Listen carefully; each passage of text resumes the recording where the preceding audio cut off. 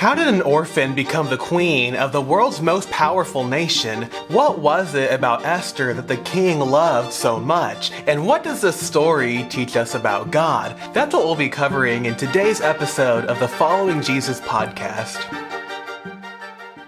Hi, my name is David Cipriano. I'm a youth pastor, and my goal is to teach the Bible to as many people as possible. In the last episode, we learned about the downfall of King Ahasuerus, and how on one hand, he was the most powerful man in the world, while at the same time having no power over himself. And there's two Bible verses that describe the king. One is Proverbs 16:18, which says, "Pride goeth before destruction, and an haughty spirit before a fall." The setting of the first chapter of Esther is when the king has this great feast, and it's his way to show off. Look at what I have. He gets drunk, he tries to get his wife to make an appearance in front of all the guys. She says no, and then he loses it. Another verse in Proverbs says, "He that is slow to anger is better than the mighty, and he that ruleth his spirit than he that taketh a city." This verse also describes the king because politically he was mighty, he could take cities, he controlled the whole nation, but personally he couldn't even control himself. And when his wife tells him no, he becomes angry, he throws a tantrum because he didn't get his way, and in his rage he banishes his wife. And verse 1 of the second chapter says, "After these things, when the wrath of King Ahasuerus was appeased, he remembered Vashti and what she had done and what was decreed against her." So the king had banished her in his wrath. She had said no to doing something that he wanted her to do. He was trying to objectify her. He was trying to show her off. And to get back at her and to make an example out of her, he divorces her, he banishes her, he gives away her estate. But now in chapter 2, he starts to regret that decision. Now he's gotten over his anger because it says that the wrath of King Ahasuerus was appeased. He's not mad anymore. He's wishing that he hadn't made such a hasty decision,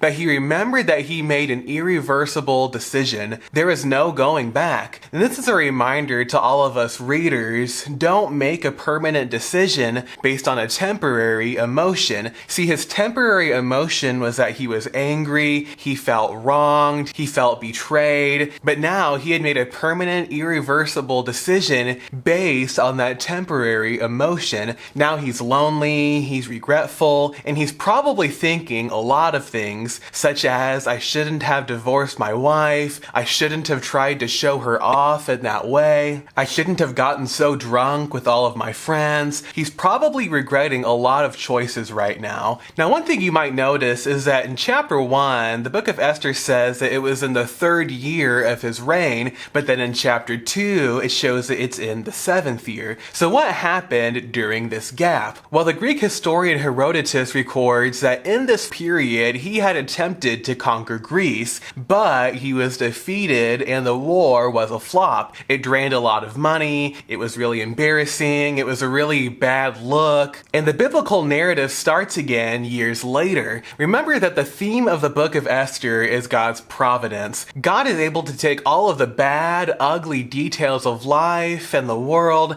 and turn them into good. And in this book, there's a lot of broken stories. There's a lot of broken people. There's a prideful king named Ahasuerus who was a terrible husband and had now suffered a humiliating defeat. There is an objectified queen named Vashti who was divorced and deposed. There was going to be an orphan girl named Esther who had lost her parents. She was a minority in a country that was very prejudiced against her people. And there's so many other stories and details that don't really seem too great. But God is able to take these hurting, imperfect people and he uses them to accomplish his plan. You see, God takes what is broken and he makes it something beautiful. God's going to take all of these stories and people and turn them around. When you're making a cake, there's a few different ingredients that you'll need. You'll need some butter, some eggs, some flour, some oil, some sugar, some baking soda. Now, when you think about all of those ingredients, those aren't good good by themselves. But when you mix them all together and you put them into the oven, they become something good. And similarly, God has this way of taking things that aren't good and aren't enjoyable and are sometimes confusing, and he turns them into something beautiful, much better than the individual parts could have ever been. And we see this played out in the book of Esther, which brings us to the main event of chapter 2, which is the search for the new queen. When the king banished the queen, that was final. There was no going back. This was an irreversible decision, so now he decides to find a new queen. And here's what the Bible describes. Then said the king's servants that ministered unto him, Let there be fair young virgins sought for the king, and let the king appoint officers in all the provinces of his kingdom, that they may gather together all the fair young virgins unto Shushan the palace, to the house of the women, unto the custody of Hege the king's chamberlain, keeper of the women, and let their things for purification be given them, and let the maiden which pleaseth the king be queen instead of Vashti. And the thing pleased the king, and he did so. Now today we're going to see 5 things that happen in Esther chapter 2. Number 1, they searched for the new queen. The king misses his old queen, but he can't get her back. And this is an immediate red flag because this wasn't really meant to be a relationship, but a replacement. He was not looking for the right person. He's just trying to replace what he had. Relationships shouldn't be replacements. So when it comes to dating, don't use somebody as a distraction. Don't date someone to help you get over your ex. Relationships should never be just replacements. But that's what Ahasuerus does. He misses his old queen, Queen Vashti, so they come up with a replacement plan. So in replacing Vashti, they do this giant search in all 127 provinces, and they look for the most beautiful, unmarried girls that they can find. And according to the historian Josephus, about 400 girls were there. So this means that it would have taken years to determine his choice. And these girls had to go through their purifications and their beauty conditioning, which involves 6 months of myrrh oil, 6 months of sweet odors, and other processes as well. So it's an entire year before the first woman ever goes to him. So this was like their version of Miss America, but with much higher stakes. Imagine if Miss America determined who the first lady would be. And that's basically what happens here in the Persian Empire. They gather the most beautiful girls in all of the nation, and they decide that the king will get to have his pick. And I want to point out here that the king isn't actually getting to know these girls. He's really just spending one night with them, and he's picking a wife based off of really superficial things, based off of her looks, her first impressions, how she is in bed. And notice that in picking his new queen, the king is making the same mistake that he did in divorcing his old queen. And that mistake is making a permanent decision based on a temporary emotion. See, the king got rid of the old queen for the wrong reasons, and now he's looking for the new queen for the wrong reasons. And when it comes to dating and looking for the one, a lot of people are prioritizing the wrong things. They may be focused on popularity or being cool or just simply looks or money or status. And these things aren't wrong to want, but they should never be the main thing. And what really matters is, do they love Jesus? Are they following him? Is this person kind and loving and friendly and forgiving? Do they really love you or just the idea of you? See, it's better to be with nobody than to be with the wrong person. And yet the king is finding his new relationship in the entirely wrong way. He's going off of superficial things. He's objectifying these girls just like he had done to Queen Vashti. He's sleeping around. He's being incredibly immoral. This was a really bad start to this new relationship. So the first thing that we see is that they searched for the new queen. Number 2, we see that Esther was taken. So among these hundreds of girls from the 127 provinces, Esther was one of these girls. Now in Shushan the palace, there was a certain Jew whose name was Mordecai, the son of Jair, the son of Shimei, the son of Kish, a Benjamite, who had been carried away from Jerusalem with a captivity which had been carried away with Jeconiah, king of Judah, whom Nebuchadnezzar, the king of Babylon, had carried away. So we see this introduction to a man named Mordecai. Now Mordecai's great-grandfather was carried away captive into Babylon by Nebuchadnezzar, and yet after the captivity was over, Mordecai's family stayed there and never went back to Jerusalem. Now Mordecai was a cousin of Esther, and he had raised her as his daughter because her parents were both dead. And when the king commanded to gather all the beautiful girls to the capital to see who becomes the new queen,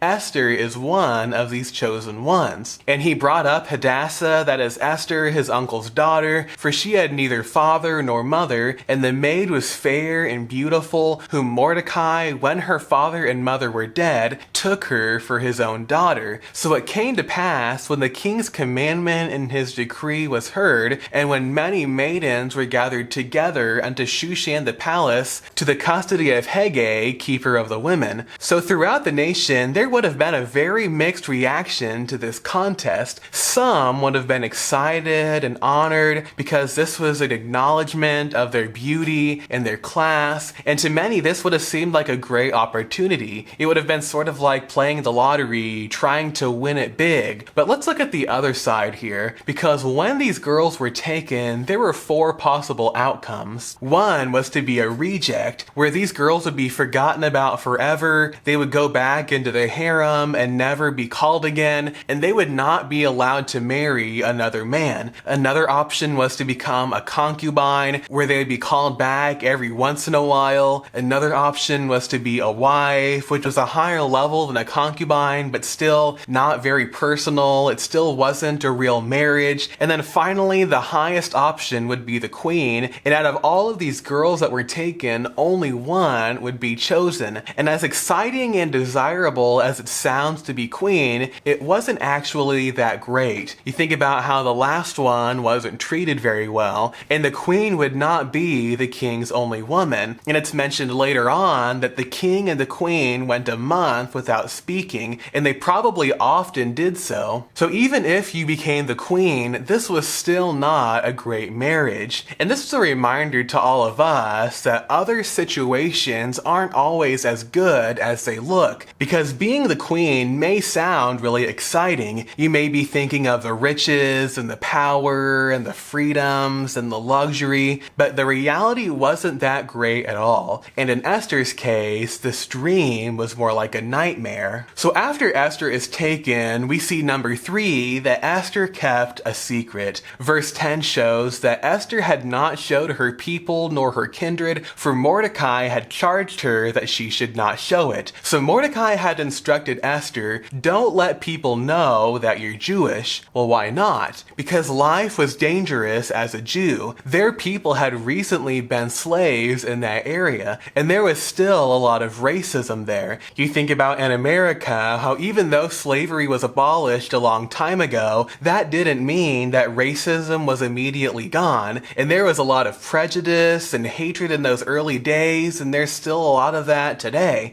And it was a similar situation for Esther and the other Jews in Persia, because later in the story, the king is going to decree that all Jews in the capital city be killed, and that tells us that for it to reach that point, there had to have already been a lot of racism and a lot of prejudice. And this is the reason why Mordecai tells her to hide her Jewish identity. Don't tell anybody who you are. In verse 7, we see that Esther was also known as Hadassah. Now, why was Esther also known as Hadassah? Well, Hadassah was a Hebrew name, and Esther was a Persian name. So in identifying as Esther, it didn't give her away as a Jew. So she was hiding her identity, her faith, her ancestry, out of fear of how other people would respond. And I want for you to consider this, that in hiding her identity, she also would have had to just blend in with the culture. She would have to break the Jewish dietary laws. She would have to break the Sabbath day. She would have to act like the heathens. She would likely be worshiping false idols. She was hiding who she was out of fear. You see, Esther was keeping a secret. And maybe you're thinking to yourself that she had to keep a secret, or this was justified in the situation. But think about for a moment men like Daniel and Shadrach and Meshach and Abednego. These men didn't eat the king's food. They did not drink his wine. They didn't try to conceal their faith. faith and their identity. And even though Esther serves as a great role model for us today, she did the wrong thing in this situation, because to keep up this secret and this hidden identity, she would have had to break God's law. She would have to conform to a wicked culture. Esther keeps a secret. And number 4, we see that Esther was favored. So first, she was favored by the keeper. When all these girls were gathered, they were placed under the watch of a man named Hege, and he was the keeper of the women. Verse 9 says, "And the maiden pleased him, and she obtained kindness of him, and he speedily gave her her things for purification, with such things as belonged to her, and 7 maidens, which were meet to be given her out of the king's house, and he preferred her and her maids unto the best place of the house of the women." Now we don't know exactly what it was about her, but Esther was a cut above the rest. And I don't think that it was just her beauty, because all of these women would have been beautiful. And I think that it's 2 things that really set her apart. One was God's provision. Remember that the theme of this whole story is God's providence, and we see that at play here, because God is affecting the hearts of the people to help Esther become the queen. And later on, Esther's going to play a huge role in saving the Jewish people. God was divinely ordering people and situations to accomplish his sovereign plan. And I think that another reason why she was a cut above the rest was because of her conduct. You think about her manners, her kindness, her personality, her friendliness. These are likely things that would have helped her become preferred above everybody else. And it reminds me of this verse about David's life, how David behaved himself wisely in all his ways, and the Lord was with him. So if you want for God to be with you, then just do right. Follow the Holy Spirit. Live according to God's word. Daily follow Jesus. And when you behave wisely, then God will be with you. And this is true in the life of Esther. Now I mentioned before that Esther was in the wrong in some areas, but she wasn't all wrong. She was still different than the others. Verse 15 says that Esther obtained favor in the sight of all them that looked upon her. See, you can be in a bad situation and still be prospering in it. Esther was not in a good place. She was not given a good situation, and yet she still obtained favor in everybody's sight. Because when you're righteous and when you're following God, then God will direct your path. And this reminds me of the life of Joseph, how even though he was hated and sold into slavery and falsely accused and forgotten, he still prospered wherever he went. Under Potiphar, in prison, in the palace, Joseph was prosperous because he was faithful. God was with him through the journey in spite of all his circumstances. And even though Joseph was placed in many bad situations, he was able to prosper just like Esther is doing now. Esther was favored by the keeper, and next we'll see that she's favored by the king. So Esther was taken unto King Ahasuerus into his house royal in the 10th month, which is a month to Beth, in the 7th year of his reign. And the king loved Esther above all the women, and she obtained grace and favor in his sight more than all the virgins. So there were hundreds of beautiful virgin girls in the world's most powerful kingdom, and only one gets to be queen. And the one chosen ends up being an orphan girl who was a Jew living in Persia, where Jews were hated. You can clearly see the hand of God at work. Now, in the first episode, we talked about how the name of God is never found in the book of Esther, and yet the evidence of God is found everywhere. You will never see the name Lord or God in this book, but you can constantly see God's hand at work. For example, if you go to a restaurant, you probably won't see the chef. They're in the kitchen and you can't see them, but you know whenever your meal comes out, you can see their evidence. There's no doubt that they're there, even if you don't know their name, and even if you never see them or talk to them, you can clearly see their evidence. And similarly, God is never mentioned in this book. And I imagine that for a lot of the people who were living the real life of this story, it probably felt like God wasn't there. But whenever we see so many unlikely details come to pass, we can clearly clearly see the evidence of God. Which leads us to the final detail of the story: Esther becomes queen. And the king loved Esther above all the women, and she obtained grace and favor in his sight more than all the virgins, so that he set the royal crown upon her head and made her queen instead of Vashti. Then the king made a great feast unto all his princes and his servants, even Esther's feast, and he made a release to the provinces and gave gifts according to the state of the king. So in this chapter, an orphan becomes a queen. She overcame the odds, she has done the impossible, and this is only the beginning of the story, because later on, we're going to see that God's going to use her to save the Jewish people. She's going to help accomplish God's redemptive plan. The biggest story hasn't happened yet. And throughout this book, there's a lot of details that aren't very pretty. There's a man who's hastily divorced and banished his wife. There's a queen who was objectified and unloved. There's a king who's defeated and humiliated in battle. There's hundreds of girls who are captured for the king who will never get to have a good marriage. There's a king who has a night of immorality with hundreds of girls. To be honest, there's a lot of broken parts to this story, and yet God's going to turn it all out for good. He's going to save his people, and he's going to use Queen Esther to do it, and in doing so, he takes an orphan and makes her a queen. Thanks for listening to this episode of the Following Jesus podcast, and subscribe for more biblical teaching like this.